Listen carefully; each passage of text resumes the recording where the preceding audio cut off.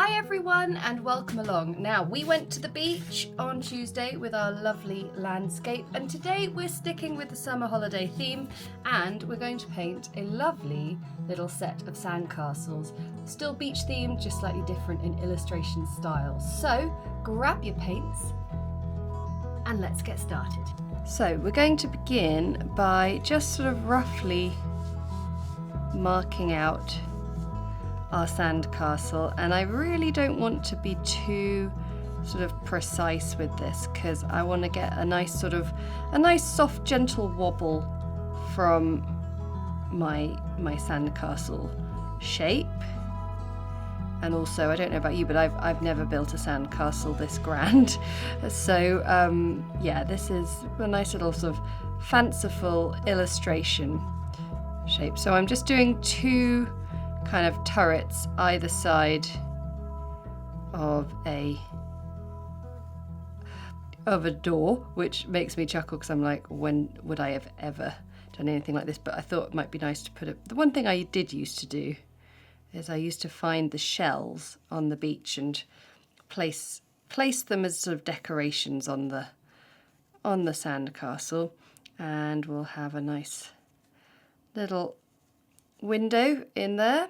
And then I'm going to just sort of build up the shape really. So it's very much sort of down to you how you want to do it, but once you've got that sort of central symmetry, you can just sort of repeat these curvy shapes and these sort of turrets. But then I think what might be quite nice, because what we're really aiming for in the end is to get some nice flags sticking out the top of these. So I'm just sort of sketching my way through.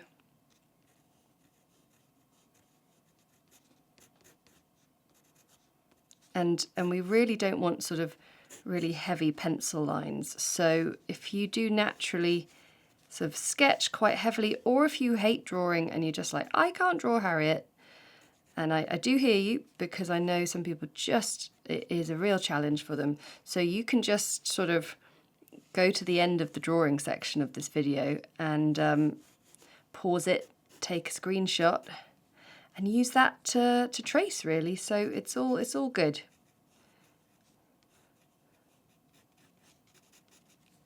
So we'll do one like that.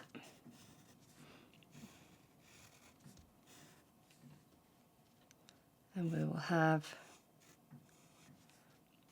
some nice little flags. And we could put an extra little window. And I love the idea of the shells, so I'm just putting in some nice little simple sort of little fan shapes. Maybe we'll have an extra little shell and a pebble for the main one. And then what I think would be quite nice is sort of having just a bit of sort of rough sand coming into the side there. And then behind, what about a little horizon of ocean and maybe the beach coming down to there. So with that in mind, or actually I might just do we used to have moats on our beach, on our sort of sandcastles at the beach, but I like that. So what's really important now is to just knock back that pencil. But like I said, if you don't like drawing, now is a great time to take a screen grab. And I am now going to just knock back the pencil. There are some bits that I'm using my hard eraser for, and then for most of it, what I just want to do is to roll it. This is the putty eraser, kneadable soft eraser. The brand I've got here is Faber-Castell, and you can also get one of these. This is a Koh-i-Noor hard eraser. These come in my essential watercolour kits actually, but I find if you roll the soft eraser, it's way better. You get way better results. So we've got that all put in. Let's get painting. To begin with, I'm going to do a nice little wash around the back for the sky and the sea. So I've got cerulean blue, just making it nice and dilute, and then got some nice more sort of aqua colours. So I've got aqua green and then some Prussian blue, might be nice, and some Winsor blue, which is a really nice turquoisey colour. So I'm using a size 6 brush because if I work nice and fast, I should be able to sort of softly get this in fast enough before it completely dries.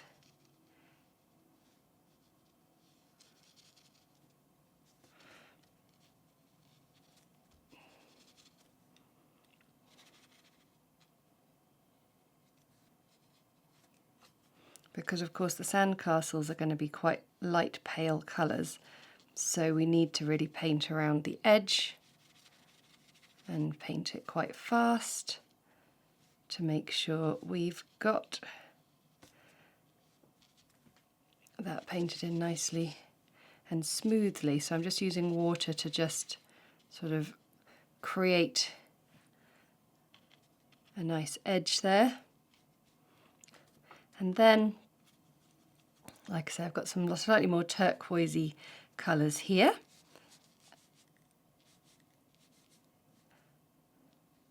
This doesn't need to be quite so fastly done.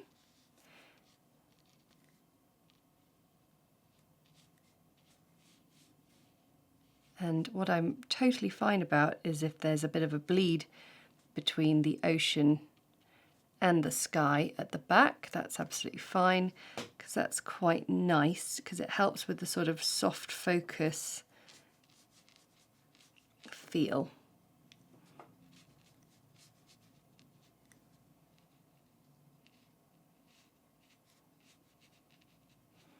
It's quite cool how with watercolour you can be painting a very sort of elegant, quite sophisticated seascape on Tuesday, and then on Thursday you're painting rather sort of sweet, fun, but quite sort of a different style of seascape.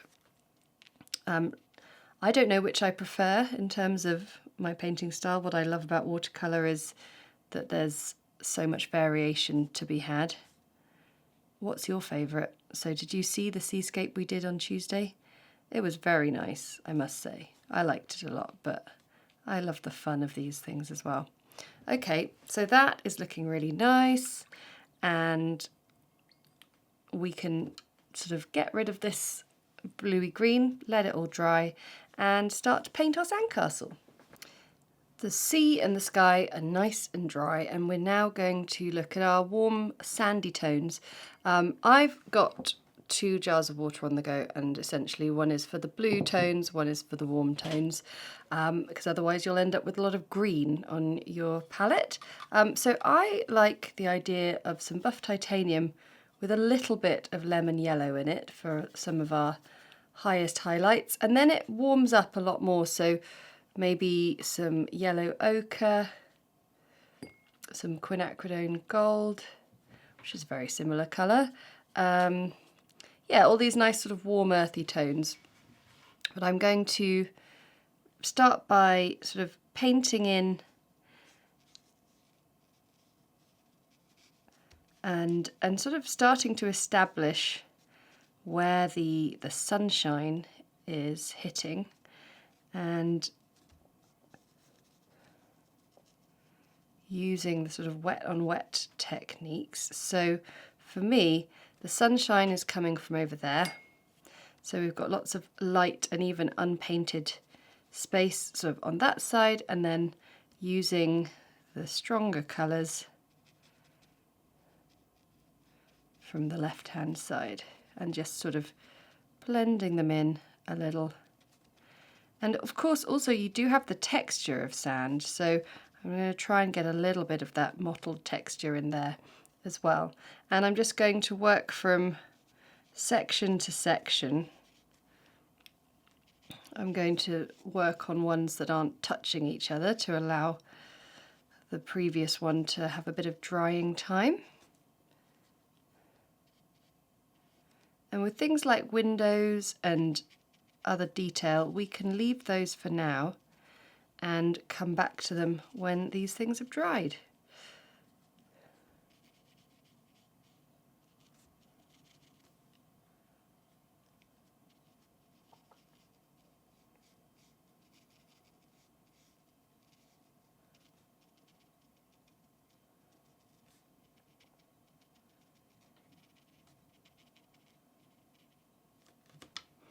So just with that very soft wash of everything, we can already get a sense of the roundness of the sandcastle.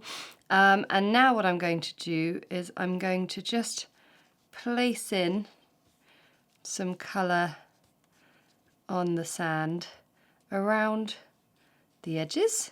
So again, just starting with the lightest colours first.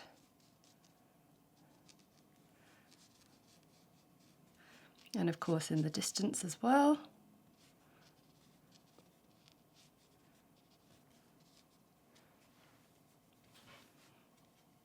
And then using some of these more earthy tones to just get in the textures and the light and the shade.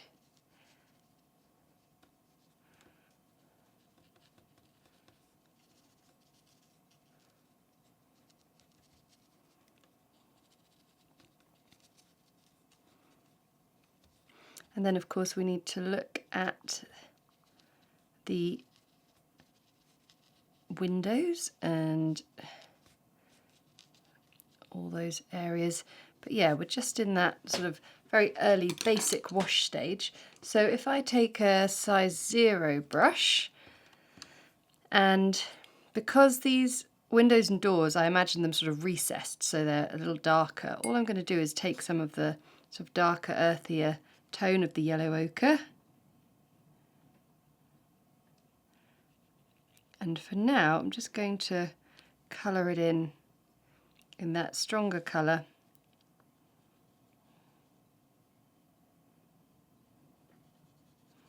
And we'll be able to add a bit more shadow to it in the next stages.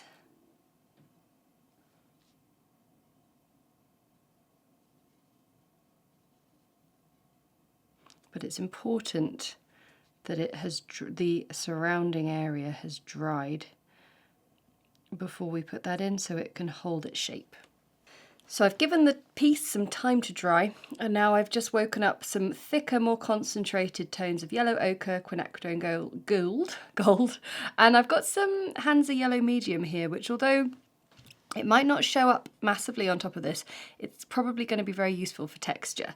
But what I'm going to do is I'm going to start from the shadowy side, and I've got my size 0 brush, and little simple things you can do for starters is just sort of creating that three-dimensional feel with those turrets there.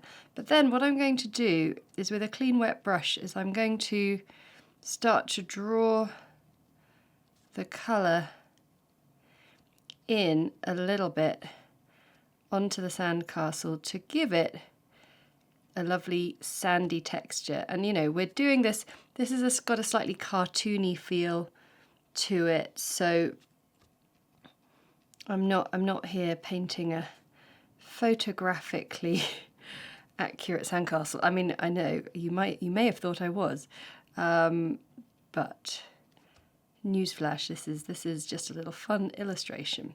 And so that texture is a fun way to just give it a little bit more life and interest. And then I think what the yellow is going to be useful for is maybe just creating a little bit of definition from the sunny side. without making it look too heavy.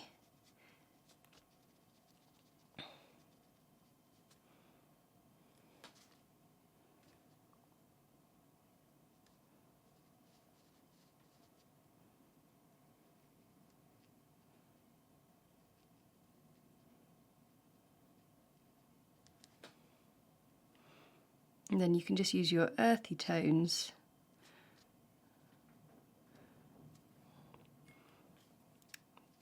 to build up that little bit of texture on the sand. You know, go as far or as little as you want. At the very end, what we'll be doing is doing a tiny bit of touching up with the ocean colours around the edge. So don't worry if it's all a bit wobbly right now, but just enjoy working your way across and just sort of using these stronger colours to maybe crisp up and neaten up the edges of things a little bit. You know, even it up a bit. You know, we drew it in a very sketchy manner. And watch your sandcastle come to life.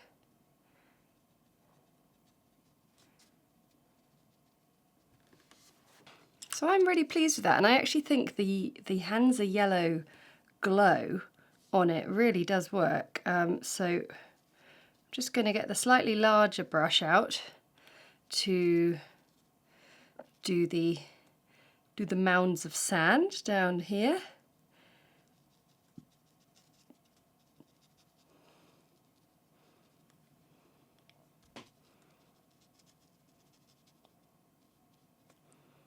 And so if we pop in that yellow glow just on top of the highlight, you can really see it working there. And it works so much better when it's contrasted with that darker colour.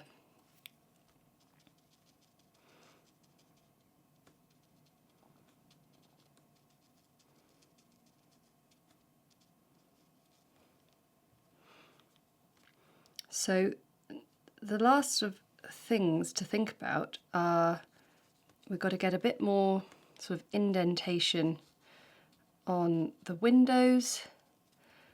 A little bit of, we've got like flags and shells, fun stuff like that. And then we'll finish off with just tidying everything up around the edges with the water. And then maybe a little bit of shadow, because I think that might just finish it off really, really nicely. Okay, so for the little windows, if the light's coming in from there, and we've got them as a little recessed shape, then I will put in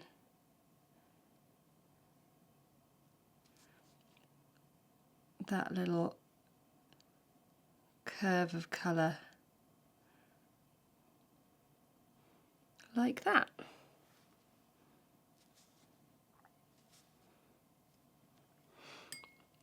Now for the flags, we'll do some cheerful colours. So I've got some organic vermilion here. And I'm placing it in sort of quite sort of light and dilute. I want to get a little bit of lightness on there, and then I can always add some colour to it. Just trying to think. We've got lots of blue.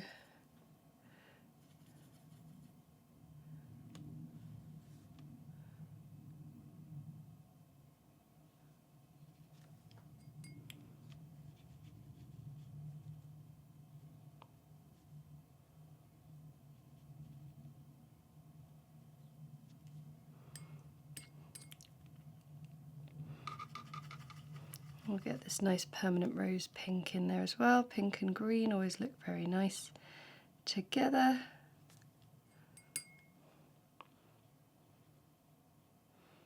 And you see those little bits of unpainted space are really what make it sing. Now if I get some Opera Rose and just bring it down to my earthy tones, we'll make a lovely blush colour which will be great for our shells. So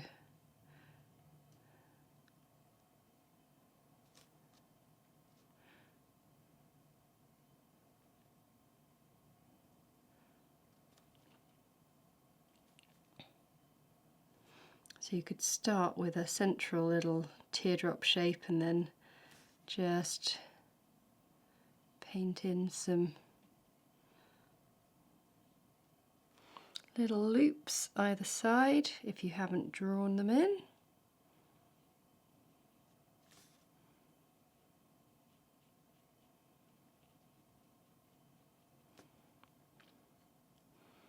Oh, I'm really enjoying this.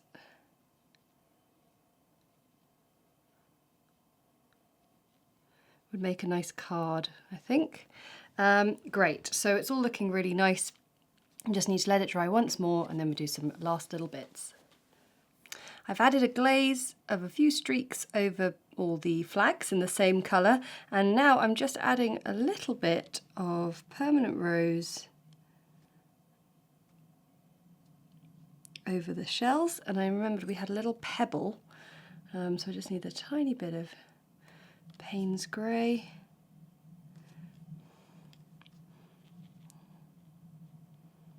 For a little pebble. There we go, that works nicely. And then actually let's use some Payne's grey. Just get a tiny bit on my brush to do some flagpoles. You could just do a singular line. I love to see how thin a line I can paint with my brush, so I always get a kick out of this.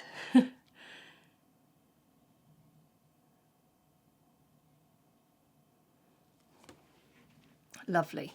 So what I want to do now is I want to take just a little bit of some of my oceany blue tones, and I'm going to use them. I'm going to be a bit sneaky because I'm going to basically tidy up the edge of my sandcastle whilst also just creating a bit of a ripple in the ocean. There we go.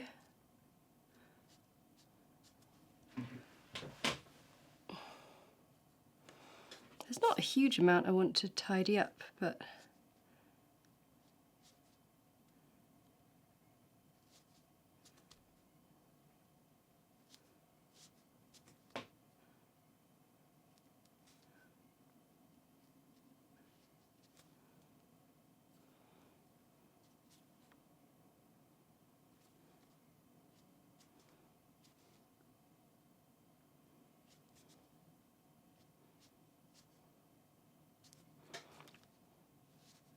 and then by all means put in a few extra lines like that.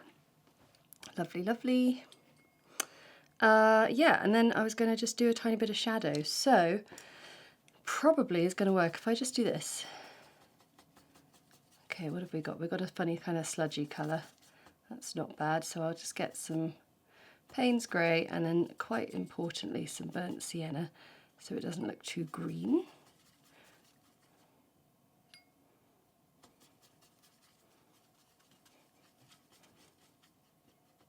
And that should be a nice glaze colour.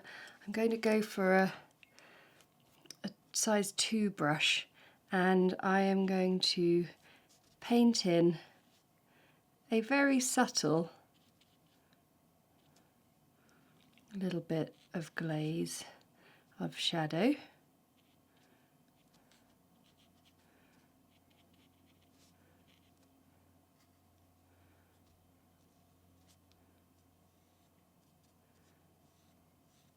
But I think it makes a big difference.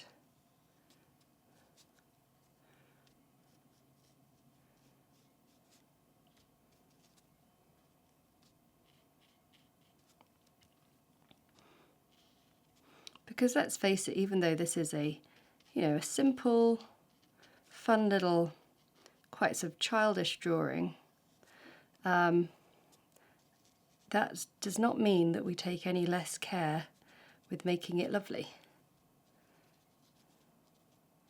And also what's good is we can learn lots of different techniques whilst we are doing it. So I hope you're enjoying having a go at all these summery beach themed things. And of course, if you're actually on the beach, why not take your paints with you?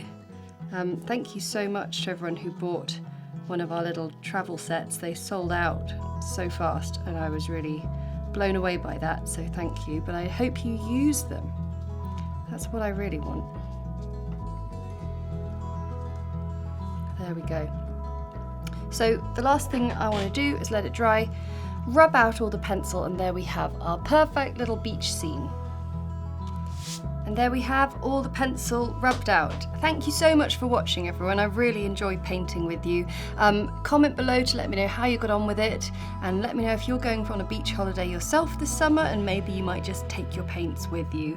Don't forget, all the art supplies we use are available in my Etsy shop and the wintonpaperco.com store, which you can find links to in the episode notes below. But I'll just say thank you so much. Your turning up to watch us means everything. And when I say us, that's me, Ant and Crumble, because we're all heavily involved in the process. And yeah, we love you. Thank you. Bye.